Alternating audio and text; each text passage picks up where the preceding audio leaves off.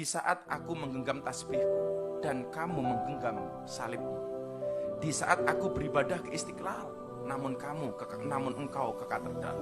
Di saat bioku tertulis Allah Subhanahu wa Ta'ala dan biomu tertulis Yesus Kristus. Di saat aku mengucap Assalamualaikum dan kamu mengucap Salam. Di saat aku mengejak Al-Quran dan kamu mengejak Alkitabmu. Kita berbeda saat memanggil nama Tuhan. Tentang aku yang menengadakan tangan dan kau yang melipatkan tangan saat berdoa. Aku, kamu, kita. Bukan Istiqlal dan katedral yang ditakdirkan berdiri berhadapan dengan perbedaan namun tetap harmonis. Andai saja mereka memiliki nyawa, apa tidak mungkin mereka saling mencintai dan menghormati antara satu dan yang lainnya. Terima kasih. Salam. Assalamualaikum warahmatullahi wabarakatuh. Nabi tidak mau masuk ke tempat kalau ada berhala. Nabi tak mau masuk rumah kalau ada berhala di situ. Nabi tak mau masuk. Apakah berubah iman Nabi kalau masuk ke dalam? Saya tanya sekali lagi. Nabi tak mau masuk ke dalam rumah, ke dalam tempat, kepala gedung apapun kalau ada berhala. Apakah iman Nabi akan berubah kalau masuk ke dalam? Tidak. Kenapa dia tak mau masuk? Kita ikut sunnah Nabi apa ikut sunnah orang? Sunnah Nabi. Saya ikut Nabi. Kalau ada di antara ibu yang mau ikut orang, silakan. Saya ikut Nabi Muhammad SAW. Kiai Haji Hasyim Asy'ari memberikan fatwa tidak boleh ikut-ikutan masuk ke gereja. Bahkan beliau menghukumi siapa yang ikut ke sana mengatakan mizayyim, bahkan sekedar mengenakan simbol-simbol, pakai topi dan sebagainya, fahuwa kafir, maka ikut dalam kekafiran mereka. Haram hukumnya masuk ke rumah ibadah orang lain. Haram. Saya tak nonton film ini sampai habis. Baru menengok trailernya. Tapi di dalam itu yang bisa saya komentari, pertama masuk ke rumah ibadah. Karena Nabi tak mau masuk ke dalam tempat fihi surah wat tamathil. Kalau di dalam itu ada patung berhala. Maka dalam Islam mazhab Syafi'i mengharamkan masuk ke dalam rumah ibadah di dalamnya ada berhala. Mazhab Syafi'i. Kita pakai mazhab apa? Mazhab Syafi'i. Dua. Tentang masalah laki-laki perempuan berdua-duaan tak mahram. Anak panah. La yakhluwanna rajulun ma'a imra'atin illa ma'adhi mahramin. Oleh sebab itu maka kita jaga anak cucu kita dari perbuatan-perbuatan maksiat. Bahwa ada misi-misi sesuatu di balik ini semua, wallahu a'lam bishawab. Kita akan diminta tanggung jawab di hadapan Allah Subhanahu wa taala. Islam tak perlu diajari bagaimana berinteraksi sosial dengan saudara kita non muslim. Karena kita sudah lama bertetangga, apalagi orang Tanjung Pinang. Seandainya orang Tanjung Pinang ini ekstrim, tak akan ada orang Tionghoa di Tanjung Pinang, betul? Kita semuanya bisa menerima, siapapun yang datang semua bertetangga, berkawan, bersahabat. Tapi kalau sudah dalam masalah ibadah, ritual, tak ada tawar-menawar. Wala ana abidum ma'abattum wala antum abiduna ma'abud lakum dinukum. Ini sekarang banyak yang tak bisa membedakan kebablasan, tak bisa membedakan mana toleransi, mana tolerasin. Harus bisa dibedakan. Jangan karena toleransi mengorbankan keyakinan akidah anak-anak kita. Nauzubillah. Dan orang-orang yang pernah di pesantren pun ketika menonton itu, ini bukan anak pesantren. Anak pesantren tak begitu. Yang mengatakan gereja, pura, candi, kuburan, bahkan diskotik tak akan mengubah akidah kita selama iman kita kuat. Ini kata siapa? Kata manusia. Saya ikut kata Nabi Muhammad sallallahu alaihi wasallam. Yang diikut ini manusia biasa apa Nabi? Nabi tidak mau masuk ke tempat kalau ada berhala. Nabi tak mau masuk rumah kalau ada berhala di situ. Nabi tak mau masuk. Apakah berubah iman Nabi kalau masuk ke dalam? Saya tanya sekali lagi. Nabi tak mau masuk ke dalam rumah, ke dalam tempat, kepala gedung apapun kalau ada berhala. Apakah iman Nabi akan berubah kalau masuk ke dalam? Tidak. Kenapa dia tak mau masuk? Kita ikut sunnah Nabi apa ikut sunnah orang? Sunnah Nabi. Saya ikut Nabi. Kalau ada di antara ibu yang mau ikut orang, silakan. Saya ikut Nabi Muhammad SAW. Marah Ustaz. Enggak, memang gitu setelannya. Ya kan? Kita toleransi aja, nggak apa-apa. Kamu ibadah di sini, saya di sini. Kamu kamar sini, saya kamar sini. Tapi ketika berdoa di sini mengingkari, ya, yang itu nggak benar, ini yang benar. Ini mengatakan itu nggak benar, ini yang benar. Nggak akan maslahat kehidupannya. Ya. Makanya kata Buya Hamka dulu, kata Buya Hamka, sesungguhnya orang-orang, maaf, yang terjebak dengan kemunafikan tingkat tinggi, yaitu orang yang hadir pada ya, ibadah agama umat lain. Itu hipokrit paling tinggi kata beliau.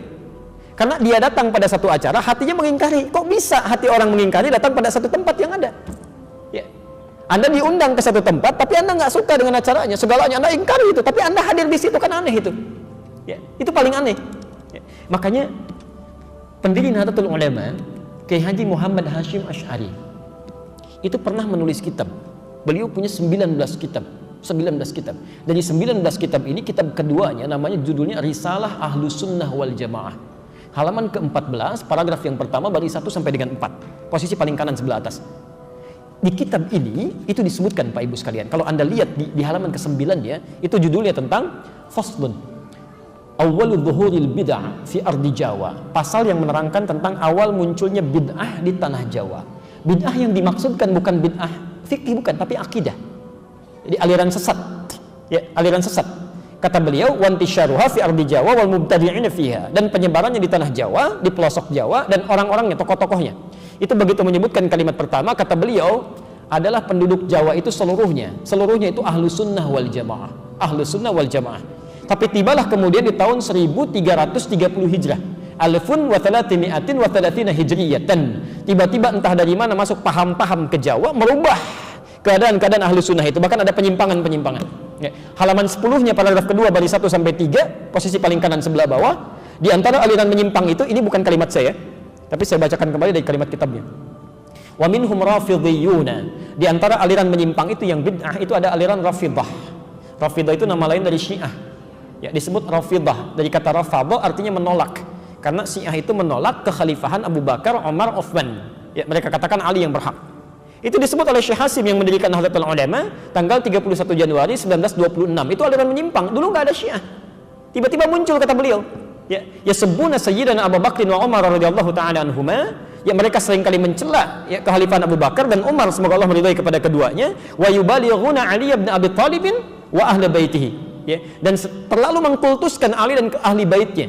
Kita harus menghormati, ya, menghormati, menyayangi ahli bait dan sebagainya, tapi tidak kemudian menjelek-jelekan sahabat yang lain. Ya.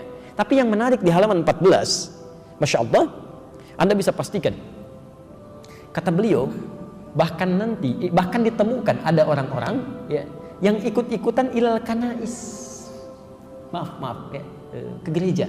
Kanais itu jamak dari kanisah, ke gereja. Jadi tahun 1330 itu sudah ada yang ikut-ikutan ya.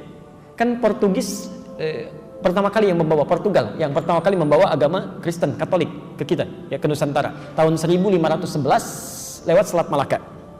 Dia masuk ke wilayah timur, membawa 3 misi, gold, glory, and gospel. Ya. Gold, dia mencari rempah-rempah, ya, emas, dulu disebut dengan emas hijau.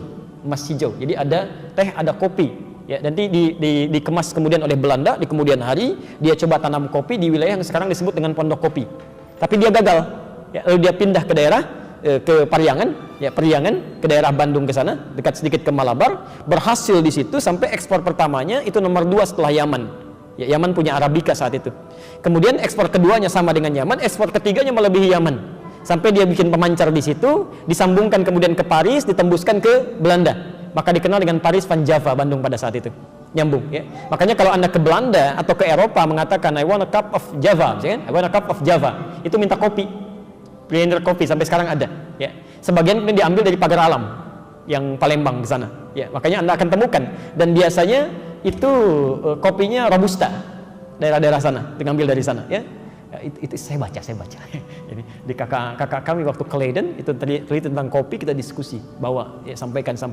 Nah, itu poin-poin yang hadir ke kita. Saya sambungkan dulu. Kenapa nyampe ke kopi? Jadi Portugal bawa itu gold, glory, dia mencari ekspansi, penjajahan, gospel, dia bawa kepercayaan dia, Injil. Ya. Dia datang kemudian dia sebarkan. Apa yang pertama dilakukan itu bangun tempat ibadah. Dalam bahasa Latin, bahasa Portugis disebut dengan igreja namanya, igreja. lisan orang kita kan kadang suka menyingkat ya, merubah berdasarkan perjalanan waktu. Igreja menjadi gereja. Di gereja itu bukan bahasa Indonesia, dari bahasa Latin asalnya igreja. Bagaimana cara ibadahnya? Pertama mereka datang ke situ itu 2 hari setelah orang Islam ibadah. Di orang Islam umumnya hari Jumat mereka ke masjid, 2 hari setelah itu mereka berangkat ke igreja. Ya. Nah, cara menyembah orang-orang Katolik nih sampai sekarang itu nggak langsung menyembah Tuhannya, lewat perantara. Jadi kalau mau ditebus dosanya datang kepada Bapa, gitu kan, minta pengakuan dosa dan sebagainya. Disebut dengan Santo. Pada saat itu yang disembah Santo Domingo. Jadi ketika berangkat ditanya mau kemana mereka, nyembah Santo Domingo ke gereja. Santo Domingo, Santo Domingo. Lisan orang kita senang menyingkat. Santo Domingo, Domingo, Domingo menjadi Minggu sampai hari ini. Tidak pakai O. Itu disingkat jadi Minggu. Minggu itu nggak ada Pak, nggak ada. Itu bukan bahasa Indonesia asli, bukan. Ya, dulu Ahad, semua mengatakan Ahad. Ya, Santo Domingo disingkat jadi Minggu. Orang kita kan senang menyingkat, bahkan kadang jauh ya. Saya kalau sejak di Timur Tengah olahraga, misal kita main bola, itu kalau ada Abdurrahman, orang Arab panggil Abdurrahman, ta'alina wazzi'. Abdurrahman sini oper bagi. Orang kita enggak. Man oper. Ali li dia di. Domingo, minggu. Hadirlah sampai hari ini. Di masa tahun 1330 Hijrah berkembang itu, Kiai Haji Hasyim Asy'ari memberikan fatwa, tidak boleh ikut-ikutan masuk ke gereja. Bahkan beliau menghukumi siapa yang ikut ke sana mizayyim, bahkan sekedar mengenakan simbol-simbol, pakai topi dan sebagainya, fahuwa kafir, maka ikut dalam kekafiran mereka. Man tasyabaha biqaumin fahuwa minhum. Itu keluar fatwa. Ya. Hati-hati Bapak Ibu sekalian, hati-hati ya, ini tidak mudah. Nah, yang jadi persoalan sekarang, kok bisa sekarang semakin berkembang? Ya. Saya nggak bisa memahami itu. Mohon maaf, saya tidak bisa memahami sampai hari ini. Kok bisa adzan berkumandang di tempat ibadah orang lain? Buka puasa di tempat ibadah orang lain, ngapain? Pantasan orang-orang singgah di masjid habis, ininya habis, dibawa ke tempat ibadah agama lain. Kan sholawatan di tempat ibadah agama lain, kan kacau situasi seperti itu. Ya. Itu nggak tepat ya, itu tidak tepat. Turunlah kemudian ayat ya, Quran surah kedua ayat 208 itu, ya ayyuhalladzina amanu dukhulu fis-silmi kafah. Hei orang-orang yang telah menyatakan dirinya beriman, kalau sudah muslim ikuti ketentuan Islam secara menyeluruh, jangan setengah-setengah. Sholatnya sesuai Nabi tapi lisannya nggak sesuai Nabi, gitu kan? Pandangan matanya nggak sesuai Nabi, atau masih ikut-ikutan kepada yang lain. Termasuk maaf misalnya Nabi dulu, Nabi Muhammad itu yang tadi Quran surah 17 ayat 73 sampai 75 itu kan saya belum tuntas menerangkan itu. Malam-malam datang proposal mengajukan beliau untuk ikut-ikut nyembah kan. Itu ketika turun Al-Kafirun pada pulang, tapi nggak putus asa Pak. Besoknya ngajak lagi. Ketika Nabi subuh-subuh ke Hajar Aswad, ya ke Ka'bah. Itu datang salah satunya mengatakan, Muhammad, gini, gak usah nyembah deh. Yang kayak tadi malam, hormati aja. Minimal kita saling penghormatan lah. Kamu pegang aja lah ini. Kan dulu di sekitaran kamu masih ada tuh ya, patung-patung itu. Kamu pegang aja, nggak usah disembah, nggak usah, cuman pegang aja begini untuk menghormati kita. Itu hampir-hampir terjadi pergolakan dalam jiwa Nabi. Ya, Nabi sampai mengatakan, ini kan saya cuman megang aja, ya kan? Dalam jiwanya itu, cuman megang aja, tidak akan berpengaruh apa-apa. Dengan seperti itu justru nanti saya akan lebih lapang ibadahnya. Tiba-tiba ketika lintasan itu ada dalam pikiran, kemudian sebelum itu terjadi, nah ini sifat maksum. Maksum itu dijaga dari berbuat salah. Turunlah wahyu di Quran surah 17 ayat 73 sampai 75 itu. Wa in kadu la yaftinunnaka 'anil ladzi auhayna ilaika ghairah. Hampir-hampir ya ada orang yang bisa mempelesetkan engkau untuk berpaling dari tuntunan wahyu kami. Itu hampir-hampir sampai kemudian turun ayat itu. Sampai mengatakan jangan sampai tersentuh, kalau itu kejadian akan ditimpakan dhi'fal hayati wa dhi'fal mamat. Siksa berdua kali lipat. Nyentuh aja nggak boleh, apalagi bersih-bersih. Itu ada anak-anak pakai kerudung, anak-anak SD, anak-anak SMP, diminta bersih-bersih tempat ibadah orang lain. Allah, dosanya banyak itu. Tolong anak cucu kami jangan dibawa seperti itu ya. Tolong jangan dipelesetkan itu. Kalau Anda mau ingkar aja sendirian, jangan ngajak-ngajak orang lain. Itu pun kami doakan supaya bertobat gitu kan. Jadi tolong jangan mengajak kemaksiatan. Kalau nggak paham agama, berkonsultasi. Jangan mengajak orang lain melakukan kesalahan yang fatal. Itu kasihan anak-anak pakai kerudung, masih SD, ada yang SMP, dibawa ngelap-ngelap tempat ibadah orang. Nabi aja megang, nggak boleh, Anda bersih-bersihin. Itu fatal itu. Dan kalau sekampung sudah dibegitukan, itu bahaya itu. Bahaya itu ya. Harus diingatkan ya, ulama-ulama setempat mesti mengingatkan itu, mesti mengingatkan dan sebagainya ya.